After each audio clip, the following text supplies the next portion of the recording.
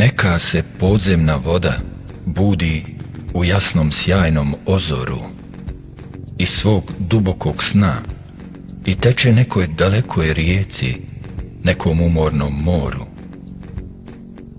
Neko nejako lane posrće kroz zlatno-zelenu goru i neće da stane dok ne pristane svom bistrom izvoru. Jedna smetena košuta žuri kroz neke žute vriježe, tražeći nestali šapat, tražeći davne dane, što bježe kroz tamne trave, kroz travne mreže. Vidim ljeljena onog što pati kad prati oči one srne i slijedit će ih omamljen tako sve dok na zahodu sunce ne utrne, sve dok mu koraci ne ucrne. Jedan konjik velik osvaja vrele prostore nespokoja, lijep, slijep, od velje želje nijem, bez glasa on gazi za lavežom pasa, što urla, što žedno diše i kidiše u krv budućeg razboja.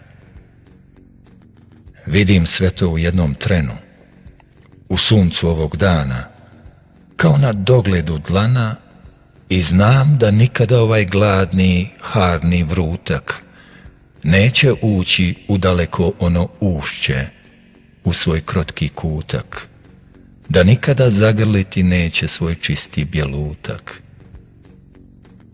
Košuta brižna više nikada neće čuti onaj mali glas, što pred njom ide, što prati je kroz blati, što nikada neće više reći mati.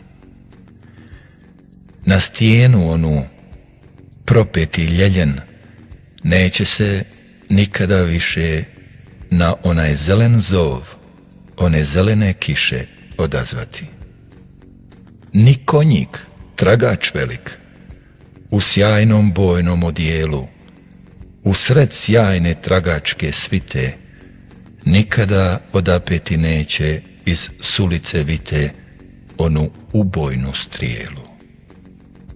Jer u tom jednom jedinom trenu, u tom magnovenju, kad sobom obuzeti bijahu goniči svi i sasvim sami, te strasne lovce ulovih, u nevidime konce ja, kovač, grubač, i vjerno upisah i smjerno narisah u ove vele, u bijele, u kami.